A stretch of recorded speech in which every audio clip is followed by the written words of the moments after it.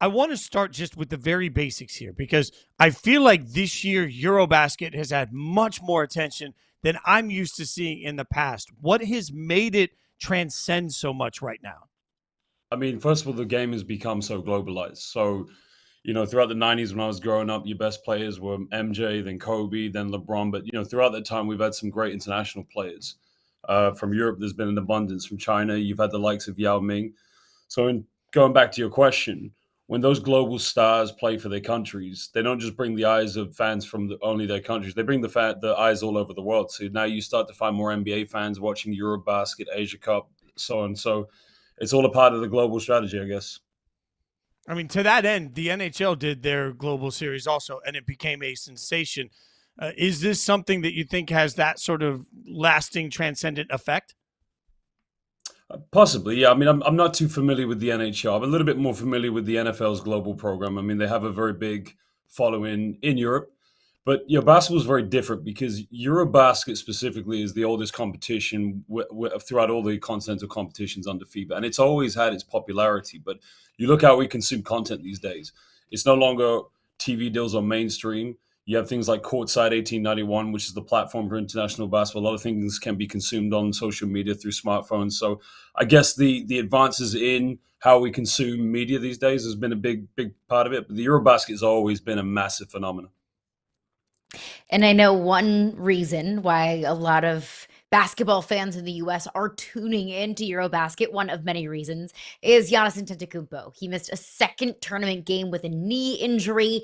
Do you think that this is just maintenance, or perhaps should Milwaukee Bucks fans be a little bit concerned about the health of their superstar? I mean, I'm not too up to date with the current situation. Obviously, you hear about players going down. Obviously, Bogdanovich had a hamstring issue until we can speculate all we want at the end of the day, but until like a final report comes out or confirmation of the extent of it, it's a guessing game at the end of the day. But all I know is right now these players are here. They're playing for their countries. They're representing their countries with pride, and they're doing a good job. But everything else is just an assumption, I guess. Yeah, that's kind of all you can do. And I know that many teams, many coaches are intentionally very vague with some of their injury reports. It's not just Giannis, it's also Nikola Jokic. He's known, he is loved here in the US, and he just barely fell short of the NBA MVP voting last season. Has he been Eurobasket MVP, or is there somebody else? Oh well, that's I could probably get into trouble given my thoughts. But look, right now, Luka Doncic leads the EuroBasket in points. He leads it in assists. We also have Jordan Lloyd, who has a Polish passport and is representing the Polish national team as fourth in scoring.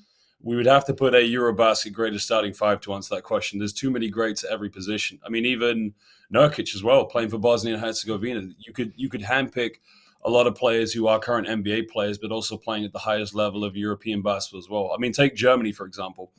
They have great NBA, well, they have very good NBA players. They have great European players, but they also have one of the best import players that plays in the Japanese B League. That's another league that I work for doing English commentary for. So, yeah, there's too many greats. You're like a kid in a candy store. How different is the game for NBA players than what they're used to playing here? Well, I think Luca answered this question in his rookie year. Someone asked him how hard is it to score in the NBA, and I think to a lot of people's surprise, he said it was much harder to score in Europe. Now, he came from Real Madrid. That was the club he signed for as a youngster when he was 14. Look, I've grown up first watching the NBA.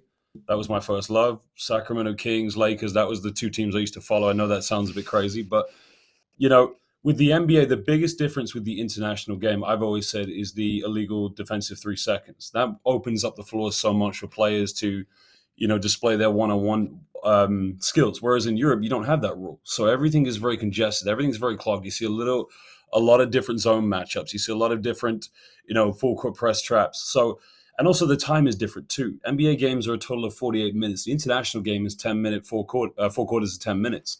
So there's less time, there's less space. So you really have to work collectively. And I think with Europe, it's all about understanding the variations of the ball screens. I'm not sure if many fans are aware of Sergio Scariolo. He was actually a coach in the film Hustle, that one by Adam Sandler. He's a Spanish coach where he's trying out before he goes to the 76ers. He developed something called the stack screen, which we now know as the Spanish pick and roll, which essentially is a regular pick and roll, but then a back screen comes to the screener. Now you see that executed not only in Europe, but all over the world and even in the NBA. So it's very tactical. And like I said, you have to be aware of positions and you have to you have to learn how to play with each other. That is fascinating. And it was not that long ago that NBA general managers were skeptical of drafting European players. Now you look at Luka Doncic, Victor Wembanyama, the list goes on, Giannis, Kristaps Porzingis. I mean, the list goes on of impact European players. What is it about the style, in your opinion, European basketball that has translated so well to the American game? It's a very interesting question, and a lot of people have very different takes on this. Listen, I played NCAA Division III basketball in the USA. I say played, I actually sat on the bench. But besides the point is that in the USA, you have high schools, junior high, JV, varsity. I went through the American high school system in the UK. And then there's no such concept as club basketball. You have AAU in the summer. So a lot of young players who aspire to be, make it to the NCAA, then those dreams of either going to the draft or abroad, they're going through so many different coaches. Whereas if you are in the same position in Europe or maybe in South America or different parts of the world, you have academies. So what you have is you have a sort of a director of performance of every academy that then either leads into a pro team or a club that it's at a lower level. So you're under a very similar philosophy, and you're also taught roles. Now, I used to be a teacher of physical education, and one thing I learned from Spanish and other European coaches was less about drills and more about kinesthetic learning, letting kids learn by playing, of course. At the end of the day, I could also argue the point that some of the Americans that come over and play very high level of European basketball, once they've made that transition and they've adapted to the European game, you might find that sometimes, or more than ever, they are the best team players on the court. With Europeans, look, Lithuania is probably one of the greatest basketball countries in the world. Valanciunas, fantastic player. But at the moment, they don't necessarily have that elite backcourt player like a Luka Doncic, like a Bogdanovic. So every generation goes through a time where it's like, well, we've got one great player at this position. We don't necessarily have it at the other position. So it's kind of perspective and what you take on it, I guess. Pair of fringe NBA All-Stars we got going in action today. Lauri Markkanen and Franz Wagner. They face off this afternoon, Finland versus Germany. So give me your thoughts. Who's been more impressive in this EuroBasket league out of those two, and what really stands out to you? Well, naturally, Markkanen's numbers are probably going to be much higher. Look, he set the record already in this EuroBasket. I mean, with Germany, let's not forget they are the defending FIBA World Cup champions back in Manila in 2023. You got the likes of Dennis Schroeder on that team. You've got Mauro Lowe. You've got a lot of players that all need to share the basketball with each other. With Markkanen, he's still on a very, very good team, but they're not the defending world champions. So a lot is going to be relied on him. He's going to see the ball a lot more. He's going to get more shots. So naturally, his stats are going to be higher. On paper, probably many would say Germany will win this game. They are undefeated. They do actually have player for player. Even when you have someone like Dennis Schroeder, who may be, I mean, we have Luka Doncic in our group here, one of the very best players in this tournament. On paper, yes, probably Germany, but this is the FIBA EuroBasket. Everything is unpredictable. This might be the first time that a lot of American basketball fans are tuning into EuroBasket.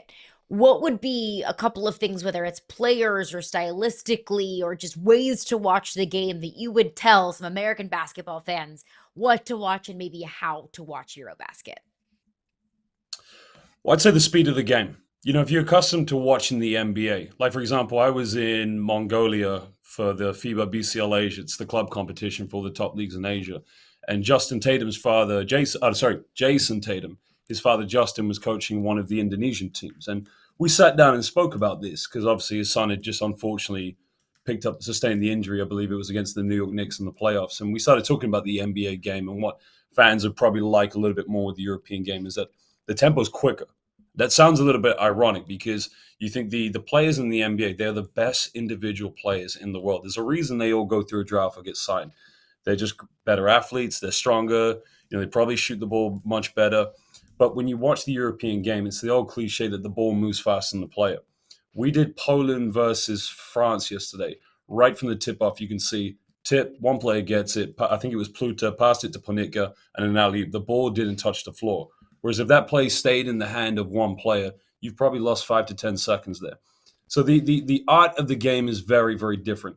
I think probably where the NBA, and this is more of a business side of things, when you have superstars like LeBron James, Stephen Curry, they are bigger than life icons and they draw more eyes to their games who are more than just basketball fans. You draw people that may not know anything about basketball, but they just know those players and that's why they're there. But if you are a true advocate for the game, you'll love the EuroBasket as much as you probably love the NBA.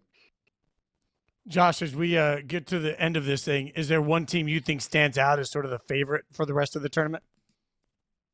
I was asked this question quite a lot before the tournament. Naturally, Germany was always going to be favorites because they are the FIBA Basketball World Cup champions. They did come fourth place last summer at the Olympics when they played Serbia. Serbia, of course, are another team. This generation has to win. 2014, they came second place at the Basketball World Cup to the USA. 2017, they came second place at the EuroBasket then to Luka Doncic. 2019, they stumbled in the World Cup. But you look at the previous World Cup, they also came second place to Germany. And also, a very close game against LeBron James and company last summer in Paris.